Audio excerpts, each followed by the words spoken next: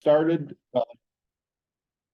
We did have a request. Diana has to depart early today, and Emily has to at some point get back to her actual job as opposed to hanging out with us.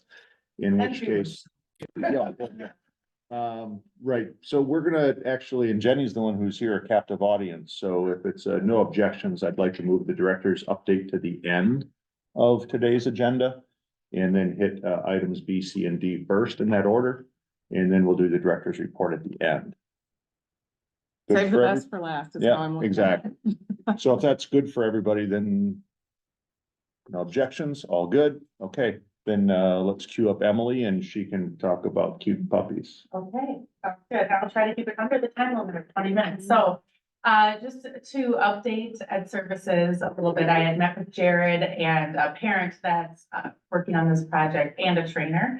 And I thought it might be a good idea to come to Ed Services. So Douglas is getting a therapy dog. So there is a little video if you want to, if you can play it from there. This is the dog days of summer from De Pere. I actually met with the principal from De Pere. They have 3 therapy dogs, one in each elementary school. And I had an hour-long meeting with one of the principals to learn a little bit more, which was fantastic. And I'll talk about that in a second, but I'll let you watch this little teaser are first. over for most students and everyone, but not here at Foxview Intermediate School. I'm Carl Winter, and for these students, the dog days are just getting started. A Bernedoodle puppy named Oakley will join the Foxview staff in 2025. We've had Oakley here on site doing some limited walkthroughs and just getting used to the sights and the sounds of the school and you know, what he can expect when he's here. He'll join 3 other therapy dogs at the De Pere Elementary schools as full-time district employees. Charlie is our therapy dog, and we love Charlie, but she's not a pet. She's a staff member, so she's under contract with us. Dickinson Elementary Principal Luke Herlash says the Chocolate Lab has been a huge success. The kids just light up when they see Charlie walking down the hall. Helping students in emotional distress recover quickly. That was down to 10 minutes on average, and so kids were getting back into the classroom, missing less. Charlie is also a learning tool, as some students who are hesitant to read out loud will read to the dog, and others will pick up a pen. They write to Charlie, they'll write letters to her, and she has a little mailbox, and then our 4th graders will write back as Charlie to the little kids. So there's a lot of different academic ties to it as well. Training a therapy dog costs $7,000 to $10,000 of private donations each, but Foxview Principal Andy Bradford says other districts around Wisconsin are starting to follow De Pere's example. We've worked with other districts that have inquired about the process, and there's a lot of behind the scenes that has to go into it. Principal Bradford says if Oakley is successful here at Foxview, the district hopes to have a therapy dog in all 6 of its buildings down the line. In De Pere, Carl Winter, NBC 26. Do you know your dog's longevity type? So There we go. that's not the, I didn't meet with those principals, that was a different one, the one with the golden retriever with the hat on sideways. That's the principal I met with who had the dog for 2 years. All right, next slide. So there's a lot of research, and when talking with the peer, they had shared all their research with me too, but a lot of potential benefits for students and staff, social attention, social behavior, interpersonal. I won't read this whole slide too, but a lot of positive benefits related to working with animals and things. And we know there's animals in other buildings and dogs that come in to read with kids and things. So I'm excited. There's also, if anyone interested, there's an article from DPI recently, and it's about the De Pere project. So that's linked here too, which was interesting to see, which is how I connected with the De Pere people originally from seeing the DPI article. I'll give a little background of how we kind of got to this place. So in spring of 2023, a parent of a first grader contacted me. He had some concerns about there was a behavioral incident in his daughter's classroom and asked to meet with me. We met and we talked, and he's like, how can parents help? And like, parents are welcome to get involved. And he has a military background, and he's like, you ever thought of a therapy dog? I'm like, yes, but I have no idea where to start. So he like got on this project. He did a bunch of research, works with dogs through his work. He works with veterans and works with a trainer, and has been continuing to bring up this project every time he came and met with me, and had all kinds of ideas. He's gonna lead up fundraising through like local organizations, like he had talked with different people at different like public service groups or service organizations already, and a vet and other components in this trainer. So he had all this research done, and then it kind of, we talked on and off, but then this summer again, he said, hey, Mrs. Lessner, like, let's get on this. He's retiring in March and then gonna be a police officer in a neighboring community. So he said, this is the time. And then I said, let's set up a meeting. So we met with Jared. He brought the trainer who brought like 2 dog ideas, basically, to us. So we met in fall. They had Rose, who's a trainer from 10-8 Service Dogs in Fort Atkinson, trains typically service dogs, and had been working with this dog. Bailey is the dog's name, who's a 2-year-old golden retriever who was originally purchased. And there's a sheet about her in the information too. She was purchased by a woman to be a service dog for her adult son, as a puppy from a kennel that Custom Canines purchases from frequently. And this dog lived with the trainer for about 2 weeks, and then Rose wrote about it in her training that this dog really is just so loving that maybe focusing on one adult male was not really her jam, and she was a little more like therapy dog material. So she's done a lot of training, has lived with the trainer for over a year, because the woman ultimately decided to donate her to 10-8 Service Dogs to find a job for her that would be a better fit than the service dog for her adult son. So she's done a lot of community training, has been in airports, on city buses, has gone to hospice, has gone to summer school in Madison, has gone to a veterans like coffee group. And Rose, the trainer, said that she really thrived in the environment. So she thought being a school therapy dog would be great. So the one huge benefit is this dog has been donated. So the cost of the dog is a large portion, especially from such an established breeder or kennel. So that's really exciting. And she said she'll be ready to be in school. Another option was a lab puppy, which would have come to live at my house like in a week. And then you're doing all the puppy training and all those things. So thinking about that and thinking about the commitment of this dog coming to live with my house, which was a much better fit. So, yeah, I've done the puppy thing. We have a dog, but we're not going to potty train another one. So this dog is already like crate trained, has socialized, has gone to like doggy daycare all the time. So it's going to be a great fit. And she came to, this is in my office, she came to school. It's her current vest, but she's getting a custom Douglas Watertown Unified School District vest, and it'll say therapy dog instead of service dog. But yeah, so that, scroll back up and see if I forgot anything on the other slide. So basically, after meeting with Rose and deciding to go the route of the golden retriever, which she was like, can we come live with you next week? And I was like, cool, we have some things to figure out. I was expecting like a 6-month project, and the puppy to live somewhere else. And then this just kind of came to be quicker. It was meant to be. So I did schedule a meeting with Principal Kirst from De Pere, who has a golden retriever, and it was very helpful. He shared all of their documents, all of their resources with me. He said it's equally as important to train the students and staff as it is to train the dog. So he talked a little about their dog training, and I asked him to kind of share like how does this work in your day? I just wanted to have a realistic picture. So it was very helpful to talk with him about how they kind of structure things in their school. And he said, even if the dog didn't go anywhere, just having the dog, knowing that the dog is there he said it just creates this just positive feeling. And he explained like just kind of logistics of getting the dog acclimated. So he shared a slideshow. It was like step-by-step of what they did. And obviously it's dependent. The trainer will work with me on that. But basically the dog lives in your office. And then you take it out. It's always leashed, very kind of controlled in an area, in an environment, but getting some kids one-on-one involved at first, coming into the office and helping to train, even though this dog is already highly trained, there'll be some new things to learn. So, and getting used to, obviously, being around happy kids, but it's also training the kids not to greet the dog by name in the hallway because the dog is working. And so he said at their school, the kids all just smile and wave. Even teachers, he said, can't just come up and pet the dog because it's a very distinct difference between a pet and the dog was working. So, also I had talked to the staff to make sure, you know, people were on board, and I already have 4 people who are very eager to help on a planning team, which now has expedited our timeline is a little quicker, but one of our speech therapists, a special ed teacher, a classroom teacher, and one of our paraprofessionals jumped on board to be on the team. And our PTO supported too. So anyway, next we can scroll. This is Bailey. There's a little sheet about Bailey. But, so next steps, I'm beginning something called the Certified Good Canine class on October 12th in Lake Mills. The trainer also owns Laughing Dogs, daycare in Lake Mills and owns 10-8 service dogs. So there's training and a test the dog and I will have to pass, because it's about kind of your dog listening to the owner or handler in this situation.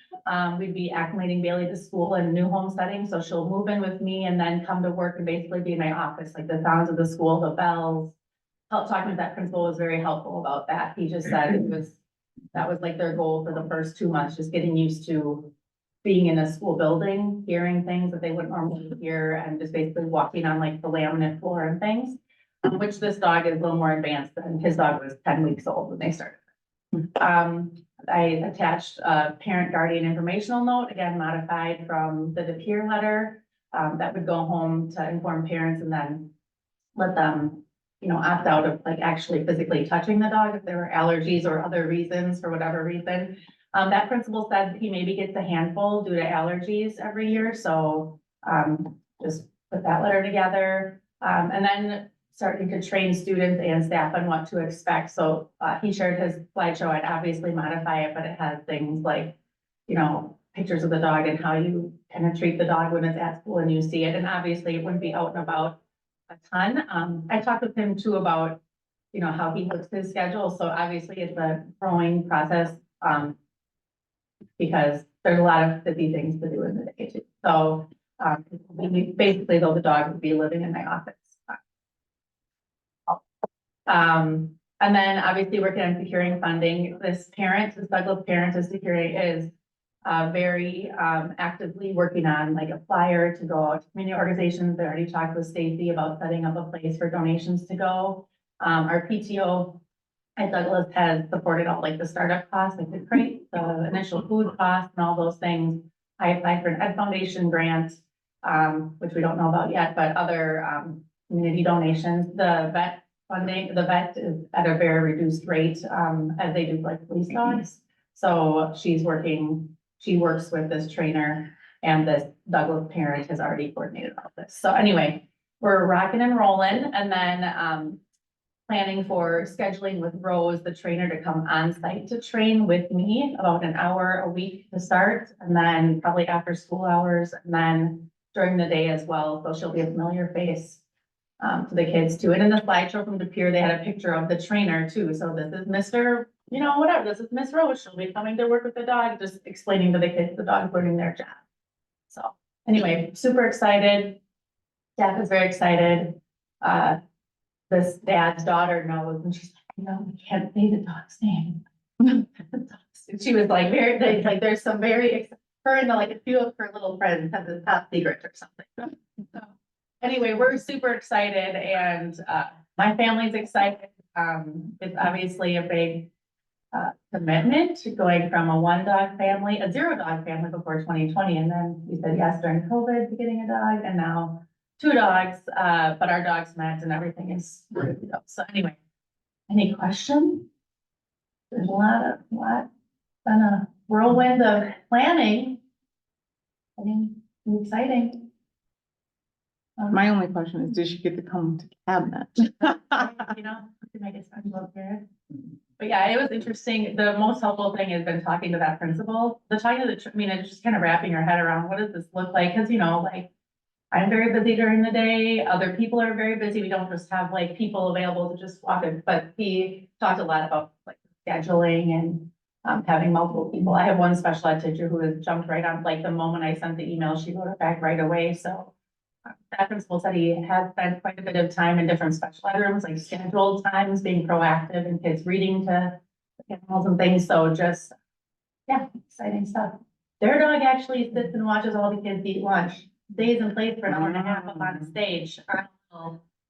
So that's taken some training, but, just sit and watch as everyone eat lunch. We don't have a stage, but maybe some. Sam, Lori, Diana? I just want to comment how awesome, when I was teaching in Janesville, a gal trained service dogs from puppy up. So I went through 5 cycles of dog training. And the dog wasn't leashed, you know, but it was trained within the classroom and it would come and visit people and just the calmness. The kids would read to it, they would talk to it, they would decompress with, you know, any of those things, but they also knew when the vest was on, the dog is working. And when the vest is off, then it's a pup, you know, it's a pet, you can play with it, whatever.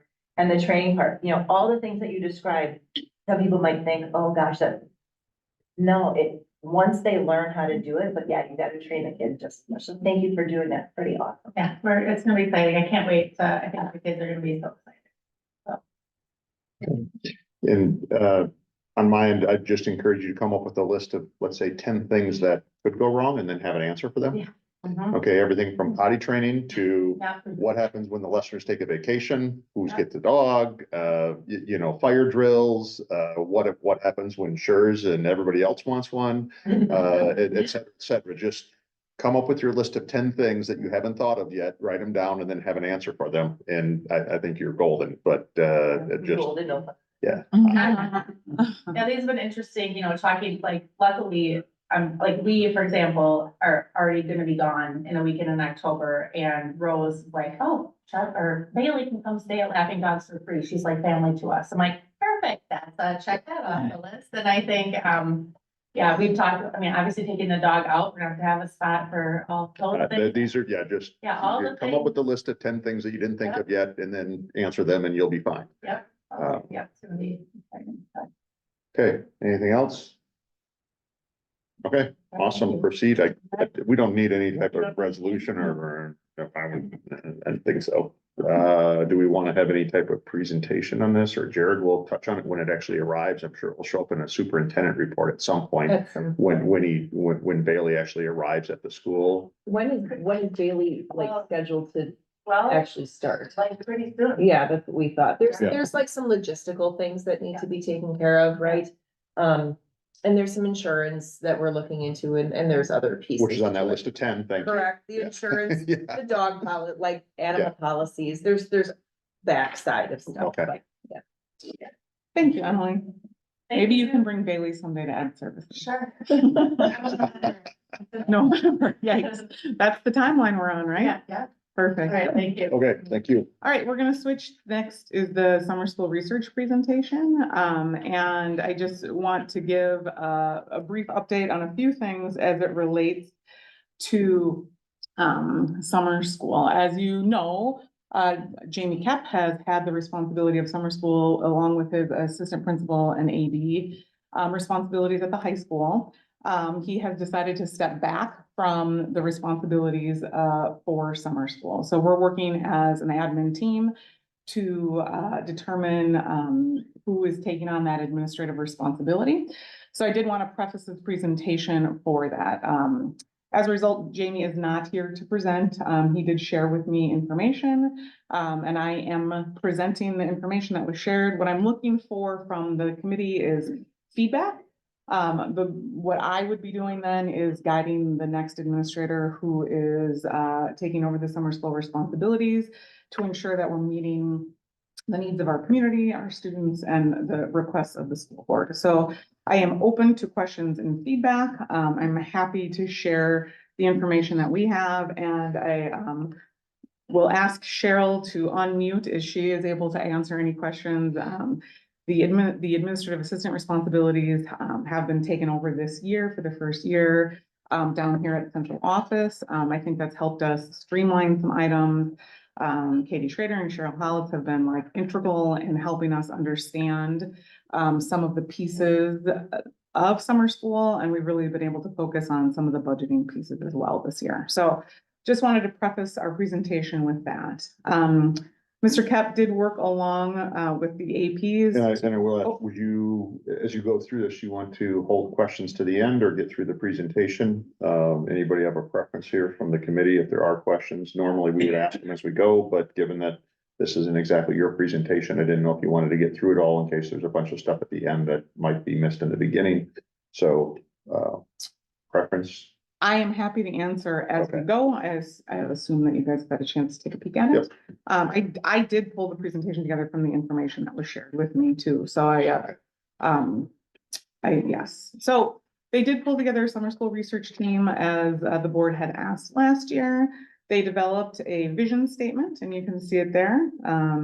Summer school programming aims to foster academic growth, cultivate creativity and inspire curiosity, to ensure each K-12 student is inspired and prepared for future success. I know there were some questions about the members of the team. I appreciate that it perhaps is not reflective of the students that we see. Our summer school is particularly elementary heavy. I know that Carrie Dean is our instructional coach and has provided a lot of guidance over the years, especially as it relates to specific reading academic courses that we do. And I know that she was not necessarily able to participate on the team, but definitely provided input on the team. As specifically how the team was created, I think that was the summer school team that determined who was participating on that. Keep going. Okay. Dr. Burke asked me to determine how it connects to our new strategic plan. In my mind, it's two main areas, and I did work with Mr. Bull to ensure that we had some action steps in our action planning as it relates to summer school. Obviously, focusing on math and literacy growth during summer school. We know that summer slide is an issue and a concern across the country. We are not exempt from that. And I feel like summer school fit nicely to provide opportunities to avoid that summer slide. I think many of you have heard my haha story. My daughter made some comment over the summer about how it's hard to remember something specifically as it relates to literacy when her teacher isn't singing her the song every day. And I thought, yeah, that's what's called summer reading or summer learning loss. I think I even said that to her and she looked at me like, what are you talking about, Mom? And then the other area that we felt strongly is that intentional resource allocation, being good stewards of our dollars and tracking our summer school expenses and our what they call FTE, which is the student count you can count, to ensure that we are within our budget each year. So when we look at the number 2024 summer school, what were some of the successes that we have seen? We did come in under budget. I worked with Sarah Duncan to determine those pieces. Our FTE count increased from summer of 2023. And I truly credit our folks down here, Cheryl and Katie, for that, ensuring that we were counting every single opportunity we could count for summer school, and in order to increase that student FTE count. We don't have an exact dollar amount. Essentially, we send DPI our FTE count, and they in turn run it through some complex formula that no one, I don't think, really understands except for maybe DPI. And then they let us know dollar-wise, but we do know that we had an FTE count increase from last year. And we do know that we will come in under budget as a result of that. Margaret Brady worked to adjust some of the pay rates for summer school so that we could be a bit more competitive. And then again, the increased student count. What I did not put on here is we did increase rigor and opportunities for some coursework for students who were not achieving at grade level. I know at the middle school in particular, they used IXL, which is an adaptive computer program where you can work through the standards in relation to where weaknesses are. It's a program that they used during the year last year, specifically in math. And RMS is using that this year again with math and ELA. So I do know that that was one area where we beefed up some of the academics. Jen Bolt, I know you are very closely involved with all of summer school, so you feel free to add anything that you would like to add. Looking and planning forward, I think, we are going to be paying close attention, and I think this aligns closely with what the board is looking for.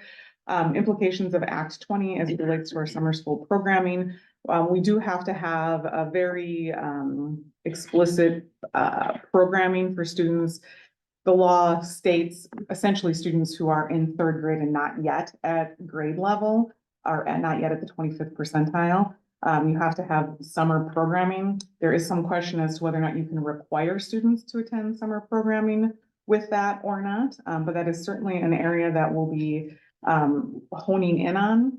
My hope is that, or my thought, one of the questions I will be asking as we work through our elementary literacy curriculum review is there specific programming, either intervention programming or summer programming that correlates with the new curriculum materials so that we can provide that over the summer?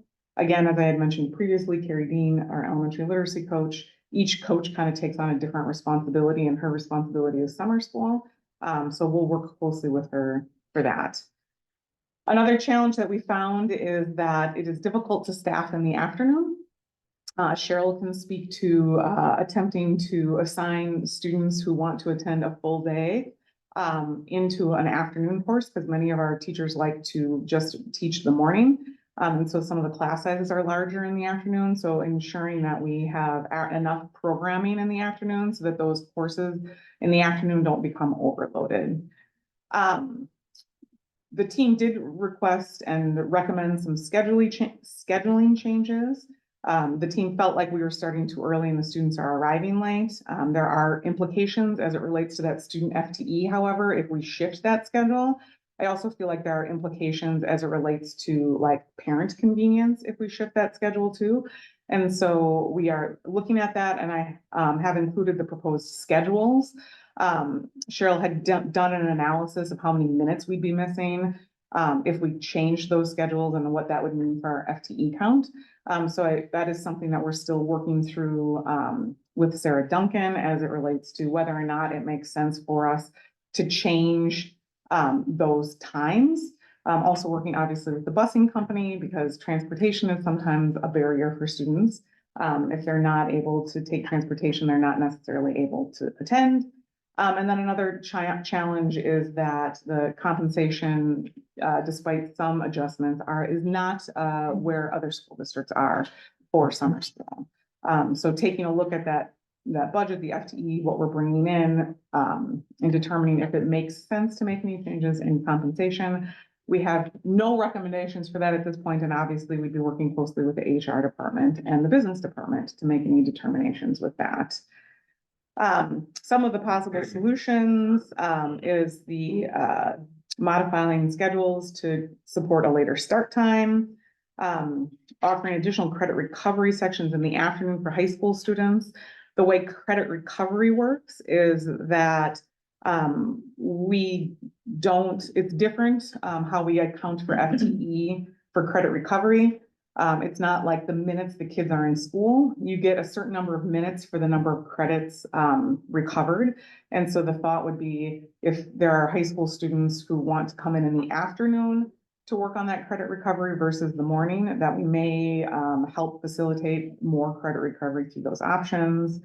And then also the communication with parents, and this also relates back to Act 20, ensuring that parents really truly understand, like, we are strongly recommending your child for summer school. Here are the courses, ensuring that students get enrolled in the correct courses. And in starting that process even earlier, in trying to do that during like parent-teacher conferences where there's like a one-on-one like conversation with families, rather than just, here's a flyer in your kid's folder about what we think you should do, but really ensuring that the kids that we're recommending and following up to make sure that they are enrolled.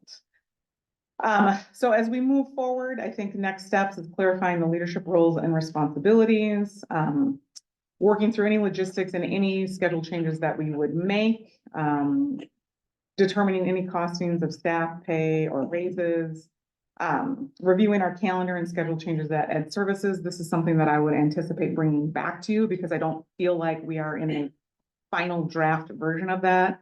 The calendar may be okay, but it's schedule changes that I question a little bit more. And then beginning our staffing plan for summer of 2025. My next slide does say questions or thoughts, but what I'm going to do is just show you the proposed summer school calendar. And we did do a quick analysis of how this looks differently than previous years.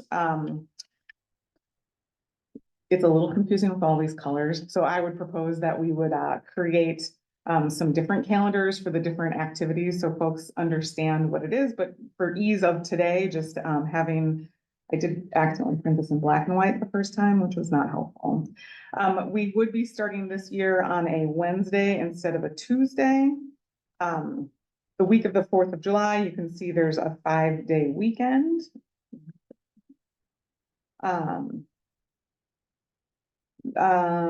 The end date, we end on a Friday instead of a Thursday. But at the end of the day, the main summer school would remain the same number of days. I know there has been some concern about how late graduation is, and as a result, summer school gets bumped back a little further. In the past, I think there was a work day on Monday and the teachers started on a Tuesday. But that would literally be like the day after graduation. So there's the challenge with that piece. Unified strength and speed did get reduced from 27 days to 24 days. That again would affect our FTE and our minutes. So we're going to have to take a peek at whether or not that makes sense to continue to do. And then as always, these dates down here are usually determined later. We include them in our summer school, like band camp, our freshman experience and RMS experience. But those dates aren't usually determined until a little bit later in the process. I realize I've just been talking and I said I would stop for questions. And then the proposed schedule, we took a look at what the implications with that would be compared to years past. The hours are the same for our 4K and K, shifting from 8 to 11:30. My question is, how does that affect families who, drop off and head to work? If a 15-minute delay makes a difference or not, it does go 15 minutes longer. In grades 1 through 4, it does decrease the amount of time at the later start. In the past, it started at 7:45 and is now starting at 8:15, which is half an hour later in the morning. Again, a question about how that would work with families. And then how it would affect our FTE count. And we've done some calculations about what that might do for our FTE count. And then whether or not our bus company can accommodate a drop off in both of those places at the same time. I do believe it was staggered a little bit to support transportation. In grades 5 through 8, it's a 15-minute, it's a half an hour later start time again. So how would that affect families? And then it does decrease the day by about 25 minutes. And how the FTE counts is literally like number of kids times the number of minutes they're there. And so a decrease by half an hour does change that FTE count. So budget wise and family wise, does that make sense? And then the biggest change here in 9-12 is again offering that afternoon session. For credit recovery, again, the minutes the kids are there does not count towards the FTE. It's more about how many credits they've earned is how many FTE that you get. I know that the team has felt that this has been a nice switch for kids and they've been able to earn more credits than how we were doing it traditionally. And I think they would like to offer an afternoon session because there are some students for which the morning is not their strongest time, and or some students may be working or have other family obligations. So these are things that we're still reviewing.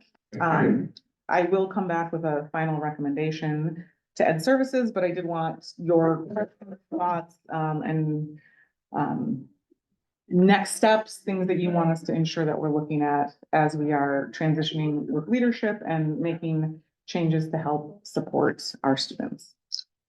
Can I ask questions just on this slide? to You start with? sure can. Starting with the high school, since that's where you ended. Mhm.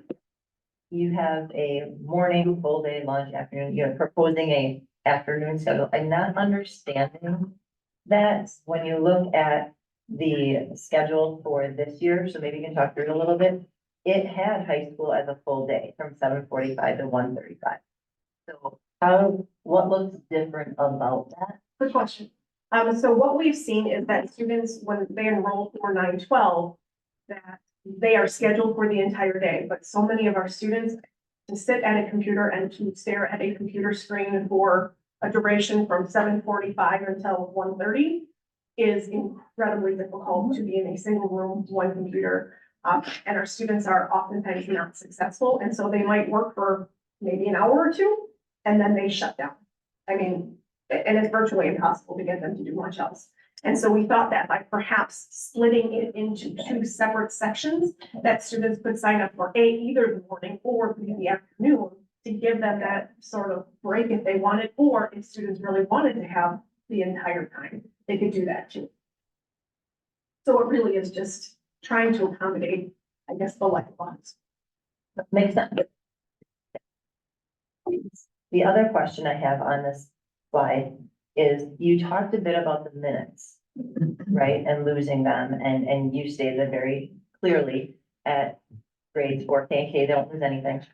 At 1 through 4, it's 20 minutes a day. That comes to 400 minutes or 6 hours, and almost a full day. Sorry, you're laughing because you know I did the math. No, I'm laughing because we did the math too, and then Yeah. Cheryl took it a step further to determine how many FTE lost that would. And for that, I appreciate the FTE loss. Yeah. I'm looking for the curricular sense. Yeah. When high school is losing 10 hours, when middle school is losing 8 hours, that's a full day. And we've talked about at the board level, learning loss. We've talked about how do we close that gap? And so I guess when you come back to ed services, not right now, but I'd be looking at, okay, if this schedule is going to go into effect and we are going to address that loss piece, how are we gonna address the curricular pieces that they're missing out on too? Because 8 hours broken up over 20 days may not seem like a lot, but it could be 1 or 2 additional pieces or components. So just something to Yeah. consider. Yeah, I appreciate that, and especially in light of the increased rigor with Act 20 and concerns there. That's definitely a piece that we'll want to keep our eye on. Along that same line, with the FTEs and the need for breaks, is there a way to, let's say, game the system if they're there and they're not, if they're on recess? Does that get counted as an FTE in that calculation? Do they have to be on property, or do they have to be in front of a classroom, or have to have a teacher in front of them? Does a break count? I mean, I'm not saying it's just about adding 15 minutes to the day. I'm just interested in the calculation and how stringent the DPI and reimbursement looks when you're actually in the building and the bell rang, but you have, let's say, 10 minutes between classes, not 5. How do they count that extra 5 minutes against you because they gave you an extra 5 minutes to walk from one course to another? I don't know. I'm just asking how granular. It's a good question. How granular the calculation is. Yeah. And Cheryl, I think you get the minutes for the courses that you're actually enrolled in. And so if we figure how many Got it. minutes the course is, Got it. so if we give them 5 minutes to walk between, I don't think we count that time. Okay. Cheryl just unmuted, so she knows. And that is correct. Okay. It is based on the classes that they attend. Also, going back to the grades 9 to 12 and what Jen Bolt had said, the problem is if those kids are sitting there and they're not working, they're not completing the class and they're not returning. So based on, they have to pass the class in order for us to count minutes. So if they would have lesser time there, they would probably be more successful in completing the class versus sitting there and doing nothing. Does that make sense? Mhm. I know the question was asked, and it's interesting too, and we can go back and track that, is like how many credits have been earned over summer school over time, and we can go back and take a peek at that. I don't have those numbers right now. And you also have specific enrollment data. I don't have the historical one, but I did jot down what last year was on a giant Post-it note. We had about 1,250 kids who participated this year in summer school in some way, shape, or form. So roughly a third of the district. Well, it did highlight for me a new element, which anytime I've ever thought about summer school before, I never looked at the fiscal component of it. Mhm. It was always just the programming and the summer learning loss and the engagement and the credit recovery. There was, I don't think I've ever heard FTE presented or budget presented as part of summer school. So that's not necessarily the specific focus of Ed Services, but it's certainly interested to know that you just can't pull on one lever and not expect another lever to, action reaction. It's nice to know that there's other considerations just besides that. Not to say that it's our primary focus, but something we have to be aware of. Mhm. Diana, I know you have a list and I know I did not hit all of those. You did all but four. Oh, good. I got close. Do the other members want to talk first, and I'll just in case they have. And I'm sorry, I told them, Diana, that's not my job. That's okay. She was looking there with a grin on her face and she was just chomping at the bit. She already got your questions, but go ahead for your question. Okay, I feel. Okay, one of them was, and you've touched on this a little bit, and maybe there's not an answer. I appreciate that there's another meeting forthcoming, is thinking about how will we streamline that communication. Communicating to families earlier on was something we brought up well over a year ago. And for me, when I think about that timeline, we discussed a year ago that, by November, December, that's gotta be ready to go.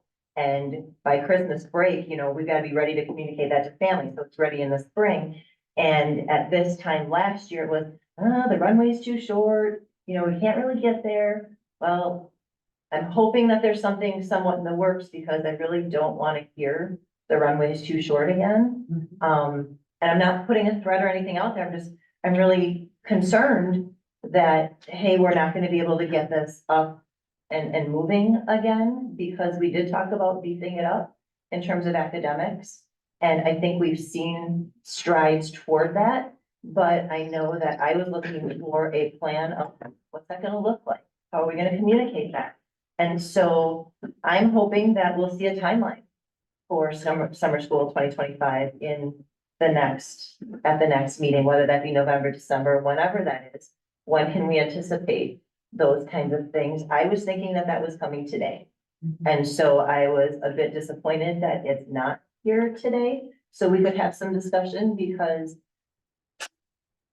I don't know if anything is ever perfect the first time around, and with feedback, to get through, we're gonna be vocal and things that way. I'm excited for the research that was done. I'm not fully understanding the why. Why did we do the study the way we did it? I don't know the why in there, and maybe that's my fault in that I didn't quite understand it. I should have asked more questions behind it, but I guess from the direction that I saw us moving last year, this looks like a bit of a pivot, and I don't know why we pivoted. I'm okay with the pivot, I just don't understand the why, so if you can help me understand the why. When you ask the pivot from the focus on how much academics to put into it versus the pivot of how to just design a more robust I don't even 100% recall what the direction we gave Jenny and Jamie and the team, as much as you think that we pivoted from it. So. Well, when we looked at the presentation, we did a lot of different research on summer school and time and this and that. And I'm not saying that wasn't needed. Okay, so this was a route we went. I'm not, yes, we talked at the board of beefing up summer school. We talked about keeping some of the enrichment, things like that. I don't see any of that within the research part of it. So I feel like there was a pivot made. That's what I wanted to Yeah, articulate and maybe that there was, portion of it. to me, I don't understand. Did we miss something still? Yeah, that Okay. it doesn't seem like we're moving in that similar direction, but we're kind of off a little bit, but we're still moving. Does that make sense? No, and I want to come back and talk on that topic, but keep going. And then two other pieces is, how does 4 weeks compare to what other districts are doing? I know that, is this adequate time for high school recovery, especially when you're trimming 10 hours off? And I get the half day kinds of things, and And with high school recovery, I'm glad that it's no longer a full day because those kids don't have to sit there the entire time. Why do they have to be there? They're gonna be at home. No kid can, I can't sit for 10 hours doing it. Why are we expecting that of our kids? What does that look like? So I appreciate that we've talked with other schools. There's a disconnection that I'm not quite seeing, and that could just be me. The last question that I have is a question that I asked at the last meeting, and I'm really, really concerned, not concerned. Yeah, is what other offerings can we give other than credit recovery for high school students? Are there things out there? I know financial literacy was one of the pieces of the requirement there that kids wouldn't have to take it. We have how many kids, you can look at the numbers, that take unified strength. Why can't that be a PE credit? You know, that opens up a section of their day to do that. They're there how many hours anyway?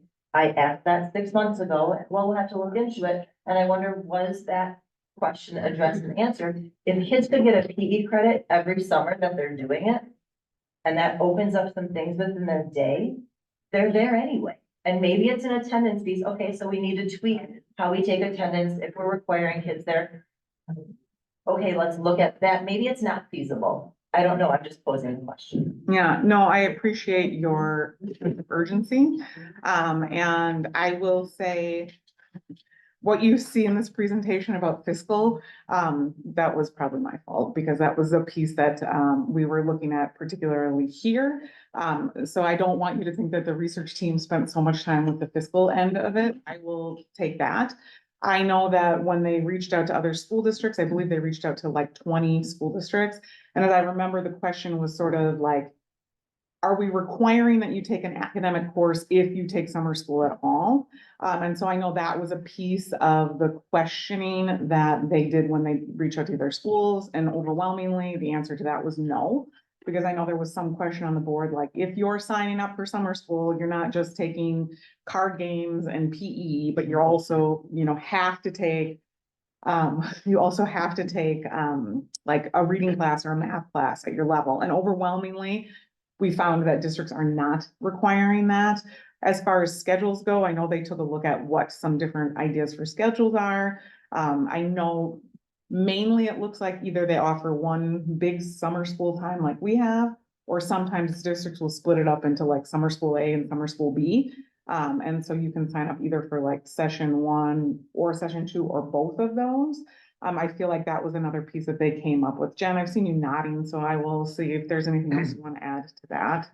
Yeah, there was, a large number of questions that we asked the different school districts, and there were a lot of school districts that we talked to. Again, questions that were, things of, are you requiring summer school in any capacity for academics? And again, the alarming answer there was absolutely not. We can't require that. Many of the schools actually didn't even offer any academic side. That was pretty hit and miss. And so you often saw that summer school, like what they really wanted to talk about was trying to get more kids into summer school, but a lot of it was for enrichment purposes. And many of the schools had timelines where they were on for like 4 days of a week for 2 weeks, took a break usually over 4th of July week, and then came back for another 2 weeks. But again, at 4-day weeks was pretty common from what we saw. And so it was really interesting just to kind of see the data as to what other schools were doing, how they were offering it, their timelines. Many schools did not go beyond noon. So like a lot of them were not getting lunch. And I know that that was a huge factor for us, is that our students really felt the need that our students needed to have a lunch piece. So we looked at a whole lot of data, and I don't know that there was a specific direction other than to collect as much data as we could get. That was it. And those pieces are nice because we've not been shared those pieces of information. So, and that's where, okay, it was a missing component in the presentation piece, because that helps to close that gap, at least for me. I'm sure that we can probably provide that data. It's all in a spreadsheet. So knowing that, hey, we looked at this and this is why we did this, and, we kind of got, here are some of the questions that we were gonna ask. Here's the decision that we made, and that bridge really helps.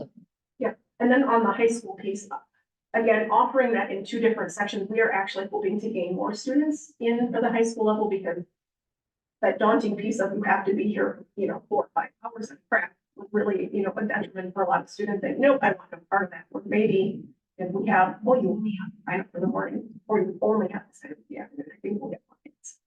So that would be an increase. We are, Thank you, John. Yeah. She Good. came for science and stayed for summer school. Yeah. Laura, you have a question? The only question, and I don't know exactly how staffing works, that's more HR, I suppose, and I'm not real familiar. So you mentioned that we have a hard time getting teachers in the afternoon. So I guess I assumed that if you taught summer school, you did the whole duration of, like, that was your commitment. I should never assume, but can you maybe, what are you finding that at a certain level, or is this? Cause I'm wondering if we're having a hard time, like at the high school level, is it gonna make, if we are gonna have a morning and an afternoon, are we gonna have a hard time staffing? So I guess just a little bit more on. Good question. So our 4K and K is just a half a day. Right. We find there are a lot of teachers who will only do half a day, and we also have students who only want to do a half a day. So we have more offerings in the morning. So we wouldn't necessarily want every single teacher to stay the whole time, because in the afternoon, then we would have like tiny class sizes, because there's some families that choose to only send their kids to half a day of summer school too. So it's sort of that balancing act between What classes? what's the demand? Okay. We looked closely this year, and by we, I mean, Cheryl and Jamie and the team, not me, looked closely at like class sizes, like if we needed to close the class because there were only a few kids in it type thing. So it's a kind of a balancing act between those two things. Okay, thank you. I just was curious how that worked. I just assumed that you taught summer school and you're there. Yeah. And if you went to Not summer saying it's school, right or you were wrong, there the whole but day that's too. what I was like, no. Yeah, a little different. Sam, anything? No, nothing. In my conversation with, I'd say a brief conversation on the subject with Jenny prior and for the team who put all this together. And I hate to, I don't want to say a broken record, but re-ask the questions we've had before where the questions regarding, let's say, the early dismissal on Wednesdays comes up again. We get questions about ready, set, go on a regular basis. And I hate to say that every single one of our programs should have an FAQ for board members, but Jen, you've been able to ask virtually every question that was asked, and you did it with sound reasoning. And going back to my conversation with Jenny was, listen, we have to know why we're doing it and then do it the way we say we're going to do it. So if we say we're going to offer 3 sessions, well, now we know why we offer 3 sessions. So let's write that down. This is why we do 3 sessions. This is why we don't staff teachers in the afternoon. This is why FTEs are important. This is why we can't require kids to take summer school, but this is why the board wants a academic component if offered. I love the idea about getting credit for PE because that frees up electives in other semesters that allow them to actually get either more well-rounded or more academics. So great question, but I don't know where to go with that because that FAQ, if it's like any other FAQ that's on any other website, I never read it. I just raise my hand and ask the freaking question because I don't like reading. But from a standpoint of knowing why we're doing something and being intentional, you use the word intentional in this presentation, and yet the vision statement doesn't necessarily tie to our intent. They're not, we're intentionally doing a lot of things that the vision statement, you know, fostering academic growth isn't necessarily, yeah, well, I'm not saying they're not the same thing. I'm saying is that there's no way to take the vision statement and turn it into what our intentions are and show that we're demonstrating and following our intentions. And so to that point, and to Diana's question, what is, maybe just remind me, because I'm sure you had timeline on here, but I don't recall it going back to this conversation almost exactly a year ago. Do we have enough runway to change? And maybe more specifically, let's switch that back. Do we want to change? And B, do we have enough runway to do it? And did this study answer that first question? Do we want to change?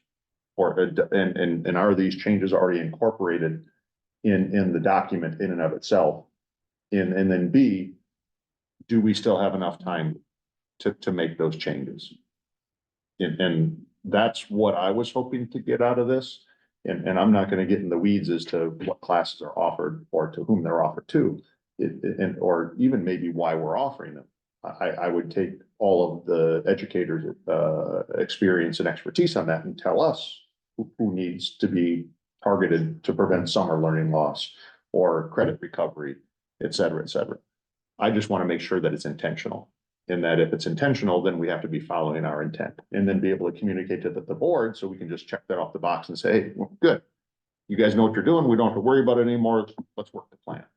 So my questions coming out of this, did we identify things we need to change? And are we still in a position to change those for next year? And intentionally, you know, I don't want this to be arbitrary. And I think I use this with you as like, just don't tell me this is the way we've always done it. I hate that. Okay, I never want that to be the answer. Well, that's what we've always done. No, that there has to be a reason that's in and of itself a valid reason. So high level. Otherwise, no, I'm not. I don't want to say disappointed. I will say that I still think there's one more kind of chapter to this book as far as the presentation to the board or the enactment of the plan, whenever that might be. So Thank you. I would expect that if there's additional information on this, unless that needs to go to full ed services again for another discussion or a revisit, that it could just show up in a director's report to tie up loose ends. I'm not saying that a director's report could be sufficient on that. Maybe there's too many other pieces that were still unknowns that we need to revisit, a full revisit as an agenda item with those outstanding questions. And I know, Jenny, you have Diana's, you've answered many of them. Jen's writing some of them down.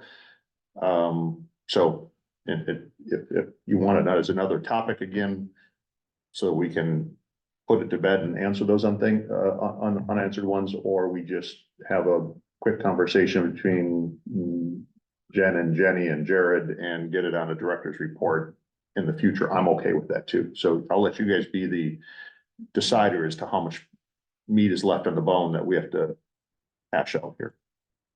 And I do want to clarify that if the research study and what's been done has stated, and we found that we've beefed up this year, if that's to where we need to be, or, you know, Right. I'm not saying it has to be a huge. Exactly. We might have already gotten, Exactly. you know, we've now added IXL as a component. You know, IXL can go home with every kid because we pay for the premium version. Every kid can have that, but communication would need to go, because then some kids might not sign up for summer school. That can now be an enrichment for our high flyer kids, not just remedial for our, you know, there's pieces that can be done in there. The bigger piece for me isn't the beefing up educationally. I think we've gone on to that path. It's how are we communicating this?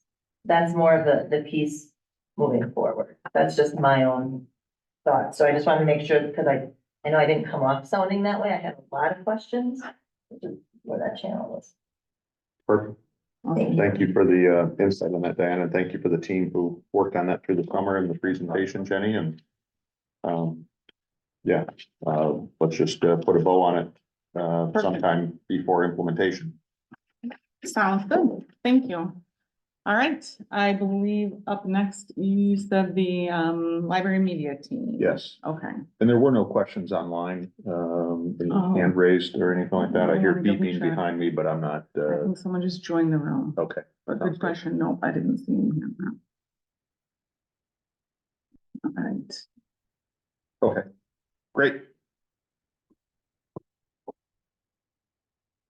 All right, so I will turn this over to Mr. Bull and his library media team. I know this is a part of the Future Ready Library Plan, and so You put the other anchor doc. I don't know. Okay, there we go.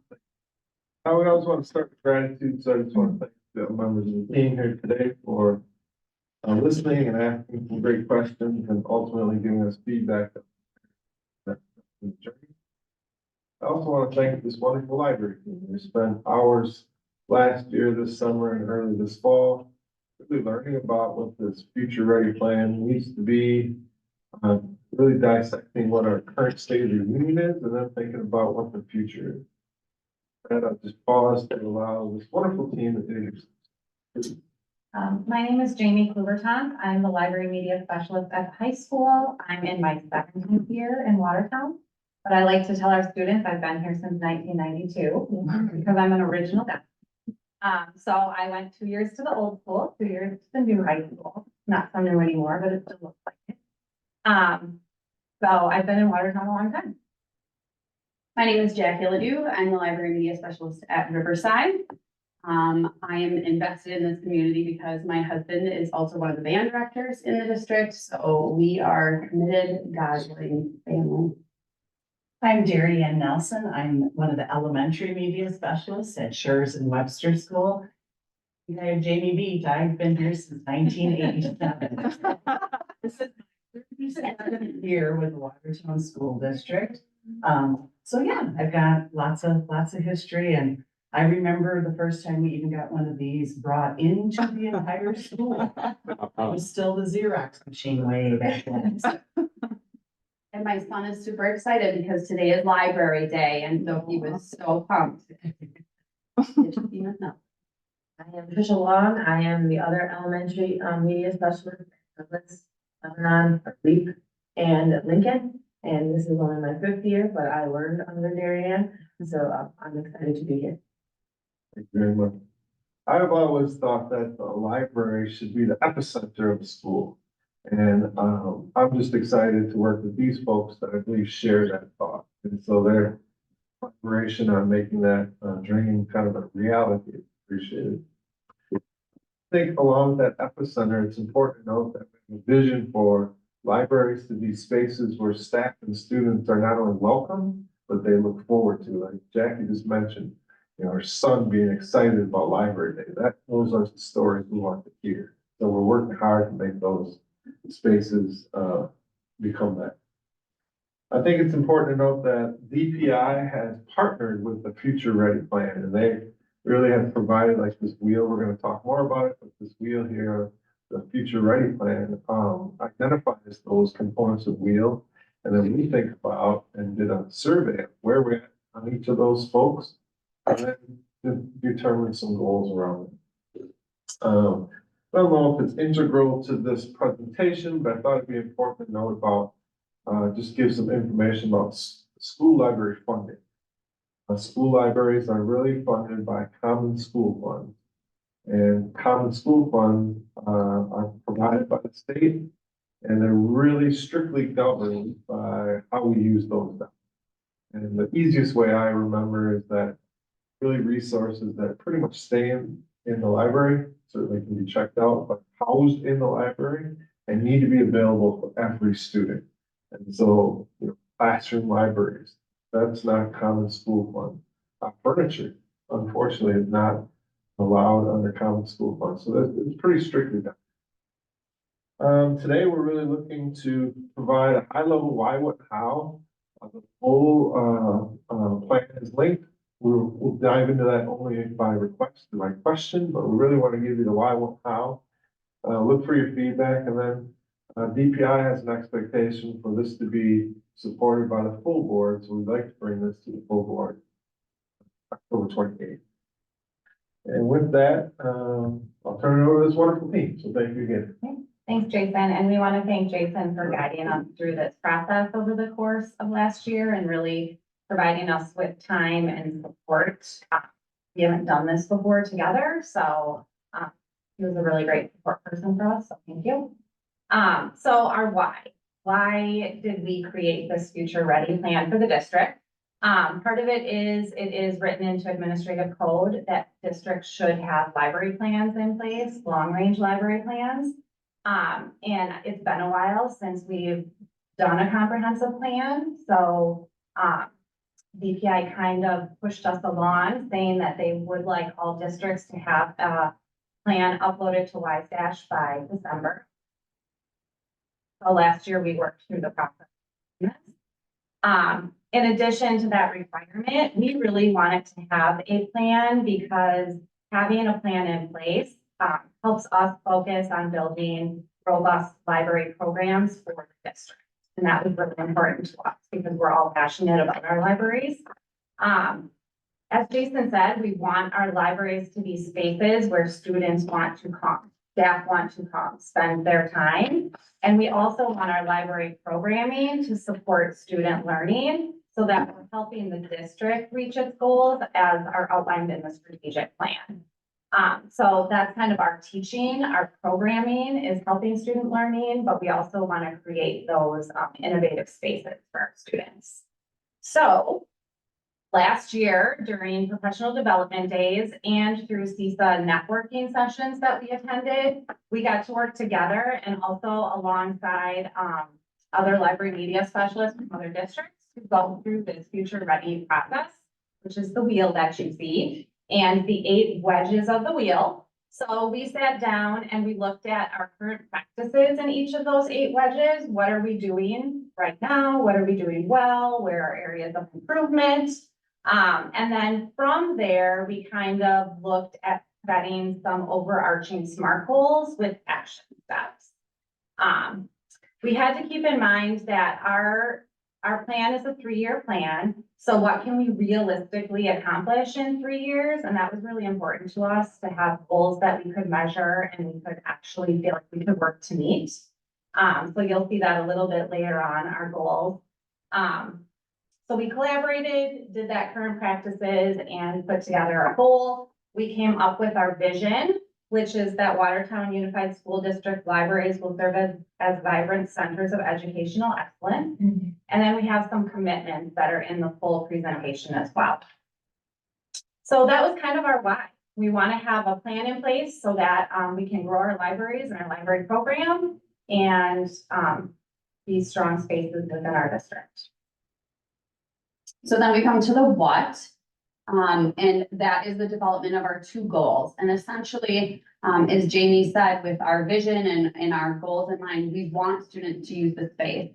I keep coming back to the fact that literacy is always an important part of our district's vision and mission and how we want our students to grow and be educated people. And where better to do that than in a library, right? And so I always think about my own children going to library and enjoying library time and having fun at the library, because in my mind, I think if they equate fun in the library, that makes reading a little bit more fun to them. And so with our goals, goal 1 really focuses on the space and creating a welcoming space where all the students want to come, explore, engage, create, because those are all of the things we're doing, especially at the elementary level where they have classes every week. And then number 2 is really analyzing our collections. And at first we thought about setting a goal where we're increasing our collection and purchasing more things. And of course, those things are new and innovative and the things that the staff and the students want. But then we also thought, but part of that is also weeding, which a lot of people don't understand, and kind of getting rid of the things that are no longer needed in our library. I always kind of use the example of when you go shopping and you have a huge clearance rack that's just shoved full of stuff. And it's kind of like, do I really want to go through the work of digging through all the items to find that one piece I might like that's a really good deal? And the same thing is true for a library. You don't want all this old stuff cluttering up the shelves. So it's about weeding our collection, really analyzing and looking at what we have, and then having those new resources that are updated, that are professionally referenced, that students and staff are looking to check out to increase the circulation and the use of the things that we're offering. So that is our what. And I think just to add on to that, that's also looking at our electronic collection of resources too. So database subscriptions, ebooks, not necessarily the physical things in the library, but also the other electronic resources. So we all know any well-crafted, long-range plan has clear mission and vision statements. A well-written plan has meaningful and attainable goals that they're going to achieve. But I truly believe the meat and potatoes of any well-crafted plan are your action steps, the things that you are going to do that are going to get you across the finish line, the things that we are going to do that are going to make this plan successful for all of its stakeholders. So our library plan has some action steps. We're going to establish library spaces that provide a welcoming environment for everyone. We're going to identify the interests of our students and our staff in order to get those relevant materials And then we're gonna promote those resources and services to our students and staff. It's great to have a collection, but if nobody knows about it, it's worthless. We will do lots of promoting. We're also going to continuously, and we do this ongoing every day, continuous collection development will increase our currency and our relevance of our collections. And then we're gonna leverage an understanding of our school needs, identify and invest in print and digital resources to support student learning. So thank you for our opportunity today to come and present this to you. We would welcome any discussion or questions that you might have. I'll start. Diana will start. Outstanding. Thank you so much. Very thorough, very easy to follow. I'm linear sequential, so this is in my wheel. But when you think about libraries, the way we went to school, it's different now today. Yet when I walk into libraries at various schools, not just in our district, but in others, we have a gap. And so I'm excited to see that and not a huge gap, because we can tell we've been moving forward in it. But I love the fact that we're looking to shift that, because kids don't pick up books a whole lot anymore. And while I still love to turn the page, and I'm not an avid reader, but I'd rather turn the page than flight. You know, what do we do to get kids to read? It's not a matter of how many pages can they turn. It's, are they reading? What are they doing? And the innovation part of it, to get them to just, I love your term, making library fun. Because you look at our public library now, it looks very different than what it did before, but it's very engaging in different ways. And so thank you for turning the corner, if I can use that term, to where we're going in the future with reading, because if kids don't have that literacy piece, literacies across all disciplines, especially now that the way the curriculum's gone, it's gone more reading based. So without this, it would be much more challenging. So thank you for all the efforts. And I'm excited to see in 2 years, when we come through, you know, how did those SMART goals turn out? And where are we looking in the future? So thank you. All right, Sam? Question, future ready. It's bigger than libraries. To remind me, I think the first time I was on Ed Services 3.5 years ago, I sat with Dave and Future Ready came up for I don't want to say ratification or just an update, or had to come back in front of the board again. And I don't want to use the word confused. I'm just ignorant. There's no confusion. I just don't know. Where's it come from? Who writes it? Who authors it? I see how this is from the DPI and it applies specifically to libraries. And you guys did a great job of incorporating that plan and those guidance and those requirements. But Future Ready, as far as what it means to the district and how it governs other activities and other directions that we're supposed to be focusing on beyond libraries. Who's got the 2-minute blurb on what is Future Ready and what it means to the district? Because I forget, or the two main things that I know about Future Ready is that DPI is partnered with Future Ready. It's an external, right? It's not connected to DPI, other than the partner. And the two main things that I've worked with in Future Ready is library, as we've heard today, and technology. And technology is similar, circling of the same platform with wedges. And we have a district team last year that worked through Future Ready. The technology piece starts with a whole lot of surveying, like a self-survey, you know, self-evaluation. And we're getting the band back together again this month, and they will now put some action steps to it. So those are two things. So those are just main two prongs of the Future Ready is libraries or media access and then technology. Okay. Not to be confused with the AASA redefining ready. No, which is- I don't even, yeah. Yep. You could tell me about that. But Yeah, but it's I two different I things. will say that one is so foreign, I don't even remember that Oh. word, but you may have told me before, but I'm just saying is that Future Ready was one that popped up. Correct. Okay. The two other questions, Jason, you said that, what fund is the resources? Common School Fund. And is that of a number or is it just called Common School Fund? There's probably some number, but that's it. Because the VR glasses came out of that last year. Yeah. Okay, I remember that, but I didn't know if it had a number. You mentioned that, it doesn't go for, I'll say furniture. But in your presentation, making welcoming spaces is, whether those are mats, whether those are, call it reading corners, do these things intersect, or is there a natural problem caused by the inability to use those common school funds for some of the things in future ready? Answer is yes to both those, right? One, they do intersect because we'll think about different allocations to support this. For example, I think we purchased some furniture at the middle school last year, with Title IV. Okay. $4, a little more wide open, right? And then we use school budgets to support, and we scrape together technology or innovation to support.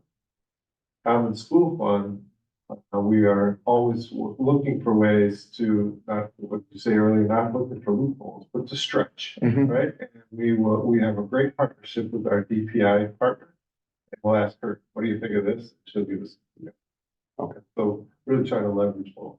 Okay, and then, last question, you asked for at the very beginning, to present and or ratify, what would be the does this need a resolution? What is the resolution? What are we gonna be approving? Just this plan as outlined in the what, why, and how? Yes. Okay. Yeah. Okay. Any questions on that, concerns from committee members? As far as that making it to the, as a resolution? Okay, All right, I will move that to a resolution. okay. That was it. All right. Thank you all. Very much. Thank you again for your time. Yeah, thank you. Okay. Back to the director report. I will turn it right back to you, Mr. Bull, if you're ready. Yes. I know we wanted to revisit the assessment calendar because it was a bit, it was just a draft. It wasn't a drafty draft. But now it is no longer a draft. So I just wrote down a couple things that I thought were important. Thank you very much. One is that the assessment calendar is now not draft because we're working through it. I did update the program overview, which I think Dave you've asked for in the past. It's on the website and I have copies if anyone wants to copy that. I updated things like Ames Web is on there now. Haggerty is now on there, so it reflects our current state of the union as related to assessment. Again, it's on the website, 2 different spots, and I have copies here. The second piece is that really excited to be continuing to work with Chris Malloy, principals, Angel, lots of people are helping. And we are about to engage in our first round of student rounding. And just a reminder that those are conversations that Chris and I will go to this round of the elementary schools. Thank you very much. Elementary schools, and talk to students in the 3rd grade around how they view themselves as readers and writers. We'll talk to 4th grade students here about how they see themselves as mathematicians. And we'll talk to 5th grade students about how we're preparing them for the community. And so we have a schedule, we've identified students, we'll meet with about 90 students over the course of 3 weeks. And we have finalized the questions, I've copied those as well. We have a parent letter that's going out, so we'll mail a letter home to each parent of the student that we've identified, just explaining what the student routing is, and the questions that we'll ask the student. The data that we gather, we'll be sharing with principals, we'll be looking at internally, and we'd love to bring some of that feedback here as well. Again, I have copies of the student routing question. And the last kind of update I wrote down is really around Ames Web Plus. Ames Web Plus is that early literacy screener that DPI told us that we were going to use. And we are working with a small but very mighty team. And our plan right now is to do some professional development with a great number of folks on the afternoon of October 24th. And so we'll learn the inner workings of how to administer this assessment. And we'll also do a Ames Web Plus from October 28th to November 2nd. And what we've committed to is every classroom teacher will just work through this assessment with 5 students, basically over the course of a month. So the students become familiar with it, teachers become familiar with it. They will navigate the full Ames Web during the winter. We also have a parent letter that's going out no later than October 23rd to the families of K through 3, just explaining what this new thing is called Ames Web Plus. Those were updates. Question? Sam, or? No, nothing. I do. So I still feel there's something missing at the high school. I'm still concerned about when we're talking about the student, community, career, college, we talked about this because, I see, let me try to get there. In 8th grade, we do a career exploration and 4-year goal plan development. So when we look at a plan development, that means they're I'm assuming that's to kind of decide what their 4 years of high school will look like. Where is that being readdressed? Because goals change, plans change. So I'm just wondering if we need a better, one thing I've seen, having a high school student, just talking personally, that is really a piece that's been missing. And I know I brought that up when we, looked at the rough draft. So I'm just curious, maybe there's stuff going on in the background that's not included in this, and that would be great, but I don't know if that has been discussed at all. 2 things. This is really reflective of the mandatory pieces. Gotcha. Showing that there is other work going on. Okay, perfect. Especially that work shows up through the academic career planning process. Okay. ACP process really starts at grade 6, goes to 12. Part of the strategic plan piece that we'll talk about in the planning committee is that we'll work with Sarah Carter to think about, and the ACP process begins there. And what would that look like? For, we really want to have them, and it's really K-12. I just don't want to be doing the bare minimum, I think that is, speaking to high school students, seeing students, like, I know that is struggle. And it's not necessarily anything that we're doing or not doing, it's just a struggle for them to figure out a plan, so. Thank you.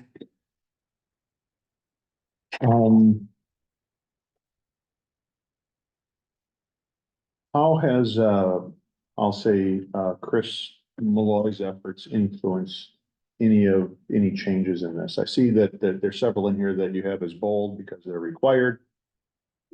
Have we dropped anything? Did I miss that in your presentation? We certainly didn't need to add anything that I'm aware of.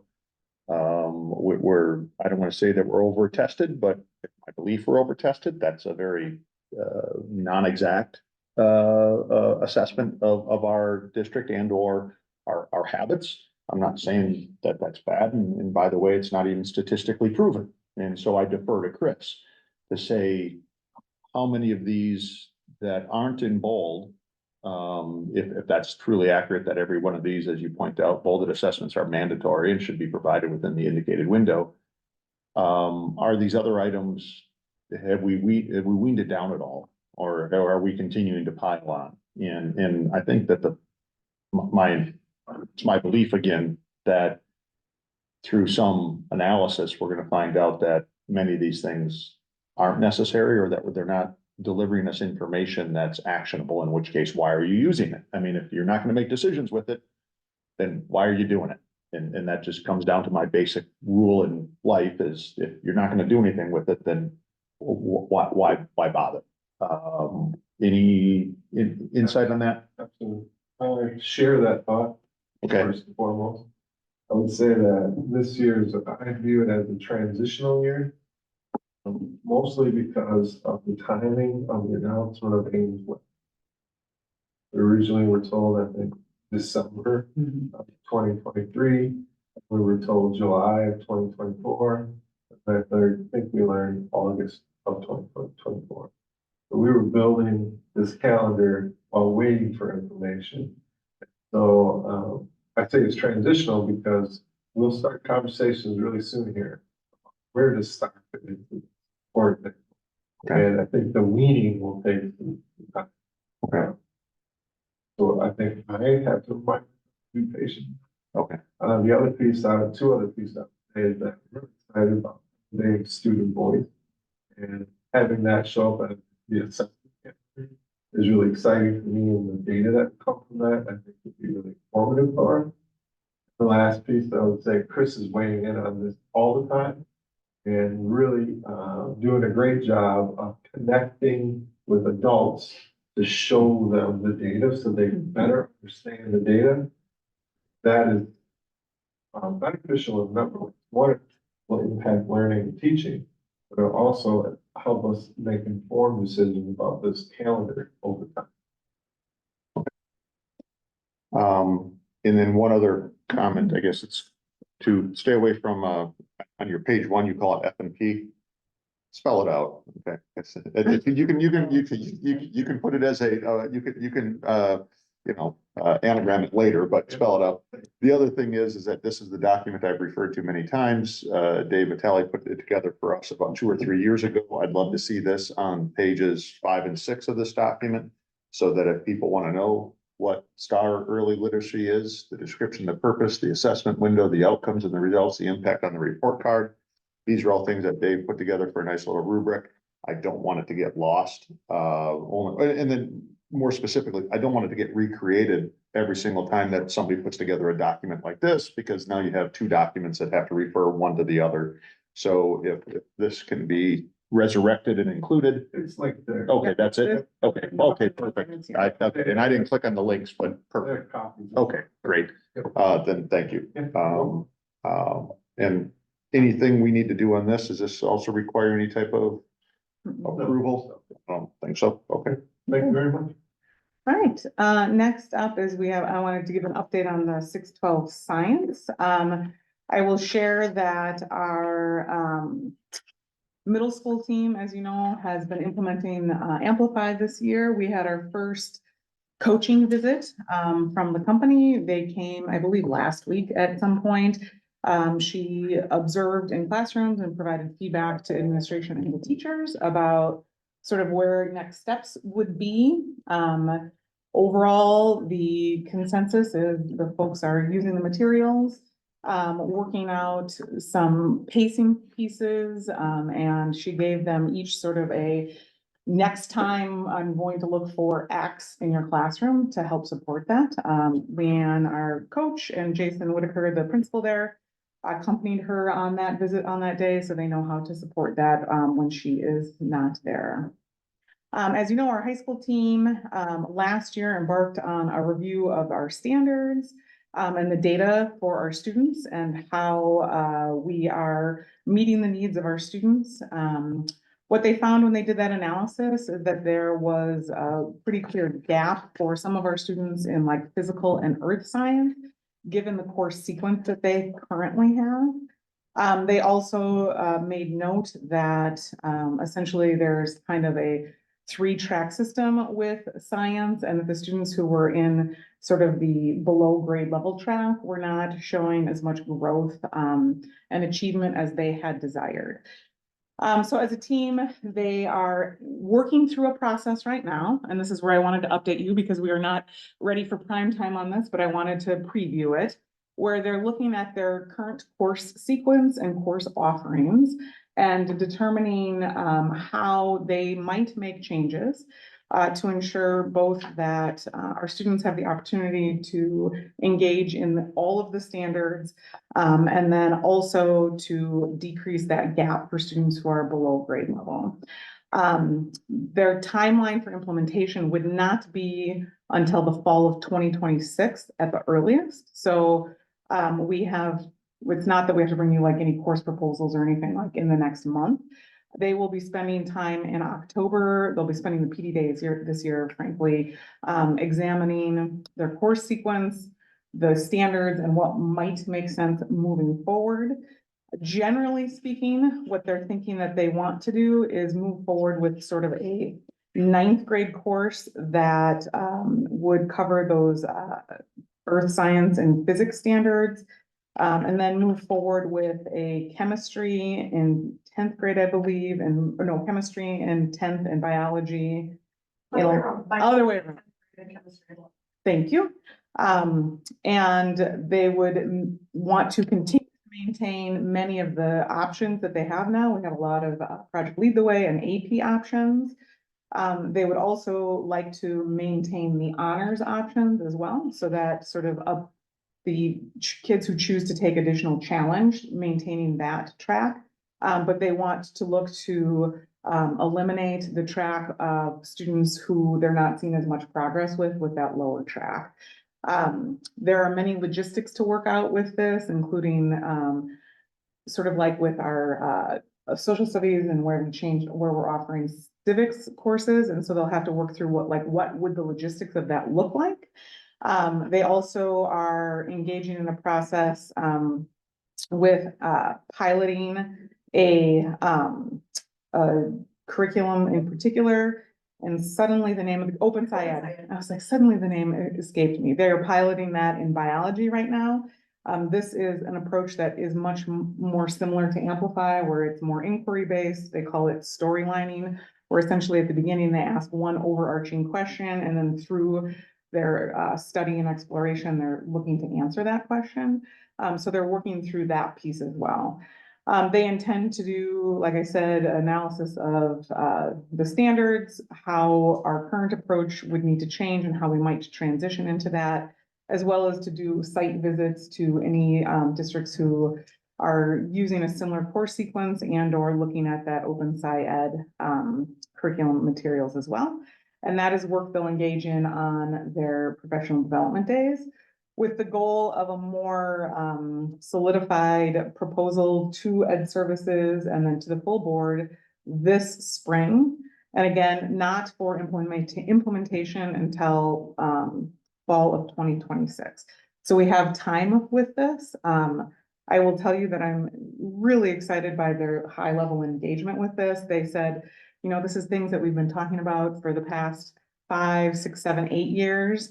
And they're just appreciating the opportunity to sort of tackle this at this point. So I told them that I would come and share with Ed Services where we're at with that. And that we would come with a more formal proposal in the spring. And if there are any specific questions that the team has at this time, or the committee has at this time, that I can bring that back to them. Yeah, right.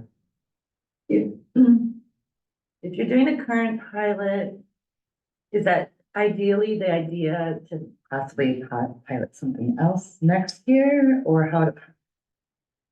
There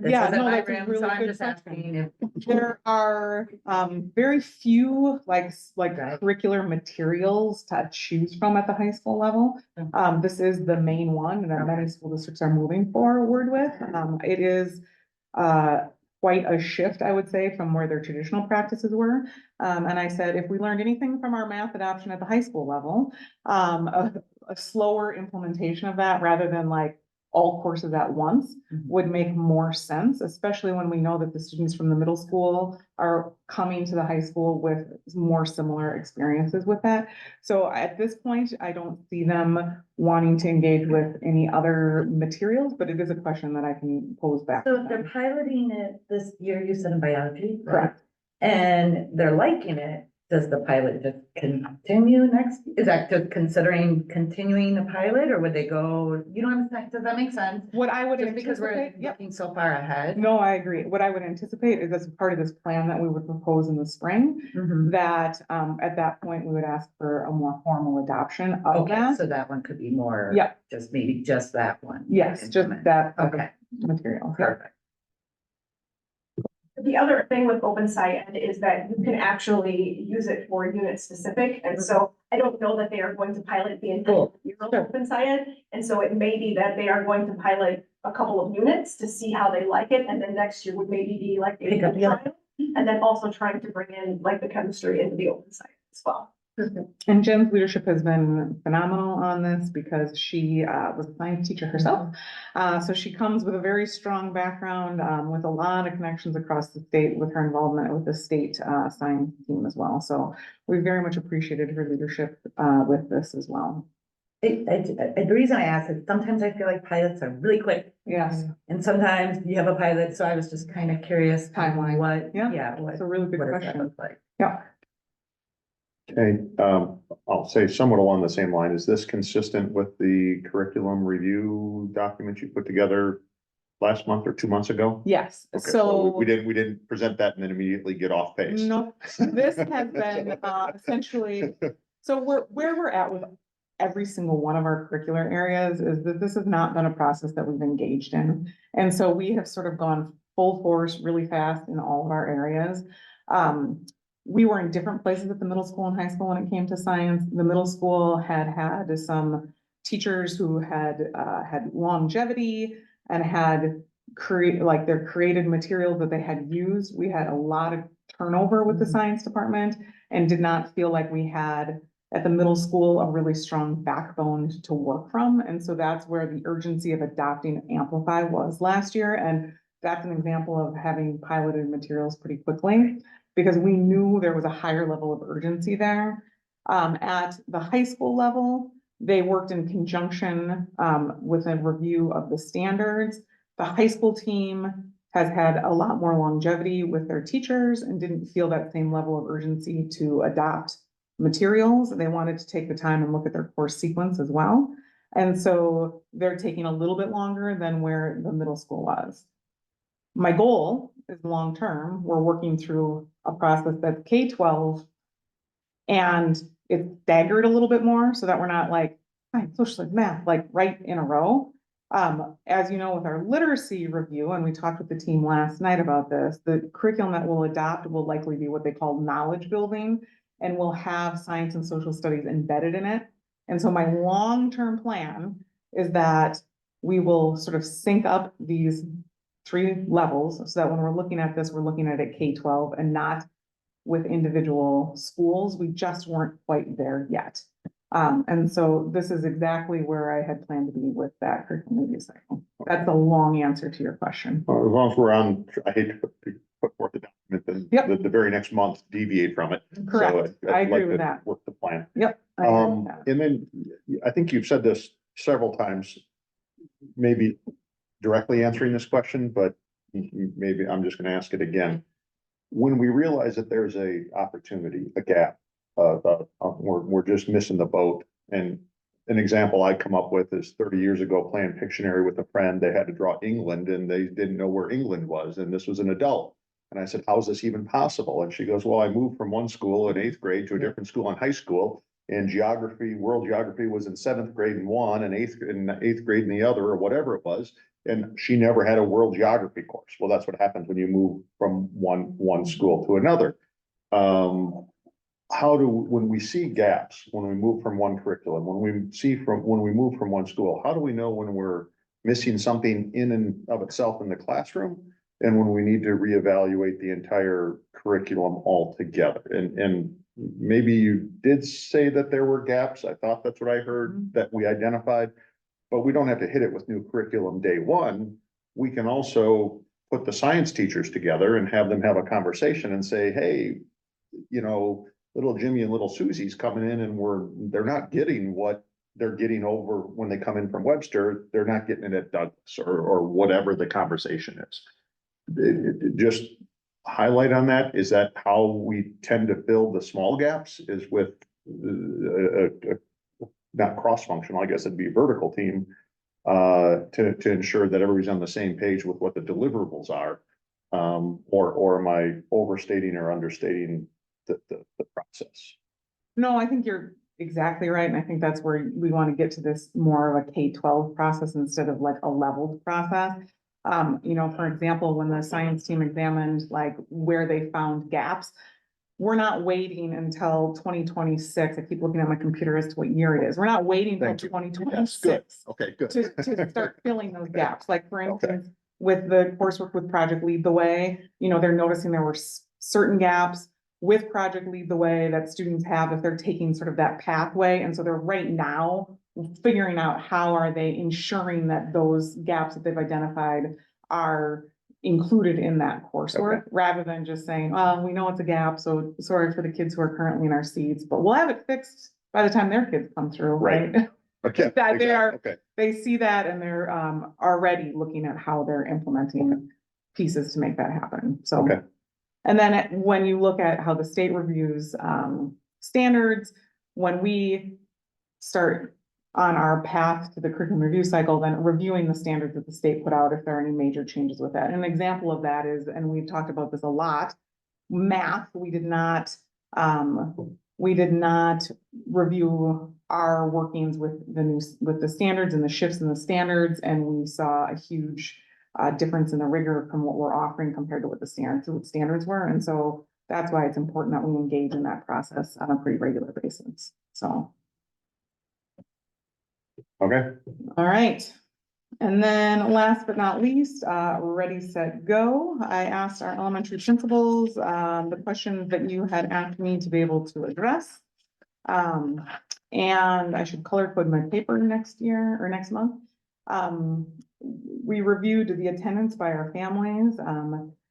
We had attendance ranging in our schools between 92 and 96%. So our lowest engagement was LEAP at 92%. And that's such a small school that if like one family misses, that's going to really shift your percentage. But we had 96% attendance at Webster, Schurz, and Douglas, and 94% attendance at Lincoln. So it was a highly engaging event for families. They were absolutely signed up and ready to come. Feedback from teachers, the principals shared with me that they really feel like it's a great way to start building that positive relationship and get to know families. I experience this often as a teacher too, where families want to tell you some like highly sensitive information. And when you're in a like large group setting at like an open house, it can be somewhat awkward and for the families. And we wanted to give them an opportunity to share that important and sensitive information in a more private setting. And it helps the teachers better understand their child without having to worry about sort of what I'll call working the room at open house. And then again, the piece of assessments, they had opportunity and time to do some of those assessment pieces. That will be something that we're examining with our new curriculum, what assessment pieces we want to do during that Ready, Set, Go time. Lori, I know you'd asked the question, like what changes have they made over the years to improve? So as you guys know, we started in September of 2020 due to COVID. At that time, it was a 45-minute session. What we did is we decreased that to 30 minutes because the teachers felt we could accomplish what we needed to in that amount of time, thereby taking fewer days. We reduced it from 3 days to 2 days. We have flexed the teacher work hours so that we can increase the number of evening offerings. So I believe it's at least one day where teachers are starting like at noon instead of 8 in the morning and then going until like 8 o'clock at night so that we have more time in the evening for families to be able to attend it. And again, that also helped us reduce it from 3 instructional days to 2 instructional days. The principals felt like the one-on-one time with families, that communication in a private setting, time for assessment are the real benefits. And then as I kind of talked about in the science presentation, we've had a lot of changes to our curriculum and our staff is able to better communicate like what is it that we're looking for in each of those curriculum areas during that time. What they're proposing as a plan is maintaining for the 24-25 school year for consistency for families. So that would include using 2 days of the calendar. So the first 2 days that we would be in session for those Ready, Set, Go days. And so typically we start on a Tuesday, so that would be Tuesday and Wednesday for Ready, Set, Go, and then starting with the full classroom on Thursday. So that is what they're proposing. And those are the reasons behind that. Questions, thoughts?